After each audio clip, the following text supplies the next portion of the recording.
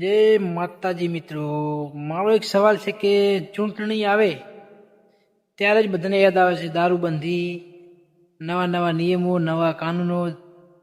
ચૂંટણી પછી કોઈ પણ સવાલ જવાબ કોઈ પણ પ્રકારનું કોઈ ઉઠાવતું નથી કે કાંઈ પણ કરતા નથી. તો પછી ચૂંટણી આવે ત્યારે જ કેમ આવે છે યાદ?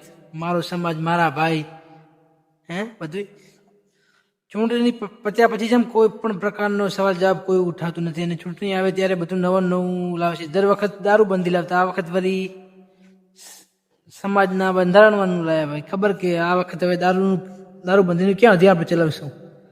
કેમ કે પરિવર્તન એ જીવનનો નિયમ છે, તેમ હવે એમને પણ થોડું ભાષણમાં પરિવર્તન લાવવું જરૂરી હતું. તો એમને હવે નવો કાયદો કે ભાઈ સમાજના બંધારણનું ઉપાડીએ. ચૂંટણી આવી એટલે.